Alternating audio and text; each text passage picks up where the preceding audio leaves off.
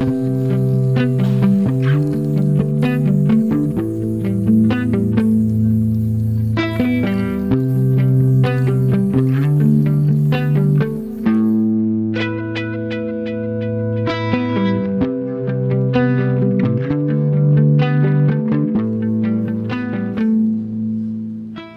suis Amstead, artiste urbaine et art-thérapeute en psychiatrie depuis près de 20 ans. À travers ce documentaire, je souhaite partager mon regard et mon expérience sur ce domaine en présentant une image positive de la psychiatrie. Oui, il peut y avoir de l'horreur dans la maladie mentale, mais pas seulement. Pour illustrer cela, j'ai choisi de donner la parole à des patients de l'hôpital Montperrin d'Aix-en-Provence.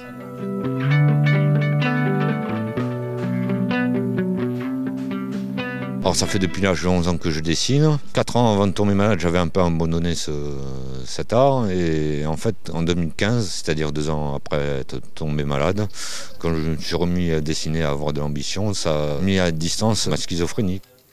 Je suis reconnue bipolaire depuis 2019. C'était compliqué parce que c'était un long chemin entre les prises de sang, les effets secondaires. Il faut vivre avec, en fait, il faut s'adapter. Maintenant, avec les médicaments, avec le traitement que j'ai, le suivi médical par des psychiatres et des psychologues, je me sens encore mieux. Moi j'ai principalement des phases maniaques, j'ai pas trop fait de phases dépressives. Dans ces phases-là, je me sens surpuissant, invincible, tout n'importe quoi. Mais c'est très grisant, en fait, on se sent autre.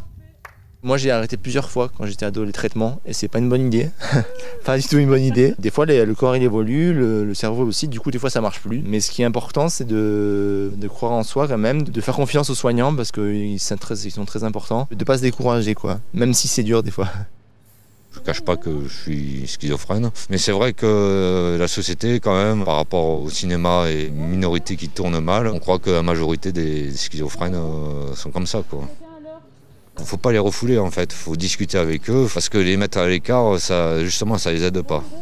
La schizophrénie, ce n'est pas qu'une maladie, mais c'est aussi une maladie, oui. Ça a été longtemps la pire des maladies psychiques, quoi. On ne s'en sortait jamais, quoi. On est un peu comme des étrangers, quoi.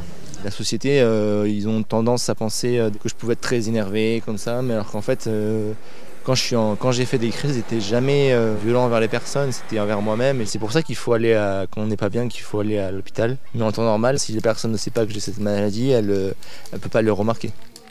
Nous, la stigmatisation, en tant que soignant, on la voit beaucoup aussi, juste quand on se présente et qu'on dit notre métier, en fait. Donc là, ça nous permettra aussi de montrer ce que c'est vraiment la psychiatrie et que c'est pas quelque chose qui fait peur.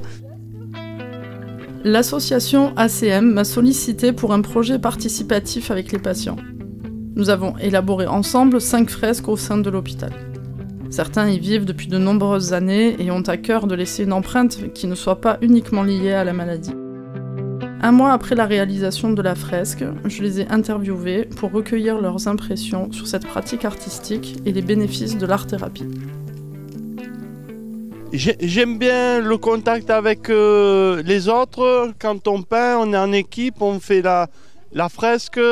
C'est agréable, on se sent important. Je suis allé à la découverte, j'ai confiance au groupe, à tout le monde. Je suis bien encadré, on fait attention à moi, je fais attention aux autres. Au moins on a laissé une trace de là où on habitait avec nos mains. Quand on m'a proposé de participer, je me suis dit allez chouette, je vais y aller. Et puis on m'a proposé de me protéger, de protéger mes vêtements, mes chaussures, etc. Et j'ai refusé parce que je trouvais que ça me posait des limites. Je me suis dit non là c'est mes mains, c'est ma peau, ça fait partie de moi, ça laisse des marques sur les vêtements qui vont pas forcément partir, donc ça fait des souvenirs. Je connaissais pas la technique du graphe avec les bombes. Je suis fier de ce que j'ai fait et chacun s'est mis à fond, du coup ça donne un super résultat. Une des patientes qui a participé lundi à la fresque était hyper fière d'y avoir participé, à montrer les photos à ceux qui n'avaient pas vu. Elle était contente de parler de tout ça, du fait qu'on allait lui donner la parole pour l'interview et tout ça, donc beaucoup de fierté.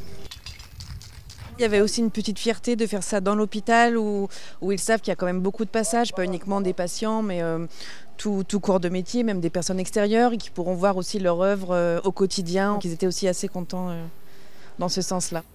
Le but de ces ateliers, c'est vraiment de créer un climat de confiance et d'ouvrir à la relation, parce qu'en psychiatrie, les patients ont souvent du mal à aller vers l'autre et à s'exprimer simplement et librement. Et le fait d'utiliser des médiateurs, ça permet de faire un tiers qui est propice à la parole.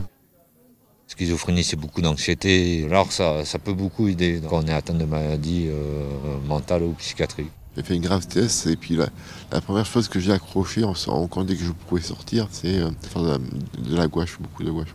Et ça me faisait du bien, oui.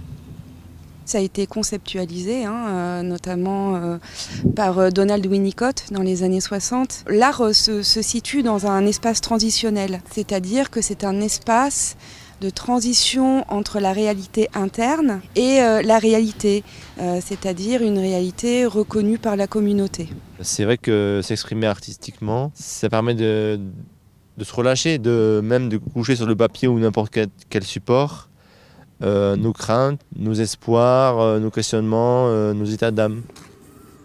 Ce que je dirais à ceux qui sont atteints de schizophrénie, c'est de ne pas se croire foutus, de toujours croire en eux. C'est à la fois d'accepter tôt que ça puisse durer et aussi de comprendre tôt qu'on peut vraiment aller beaucoup mieux. Ce qu'il faut, c'est être positif et croire en soi. Voilà, si vous avez une idée, si vous voulez faire quelque chose dans votre vie, faites-le. Voilà.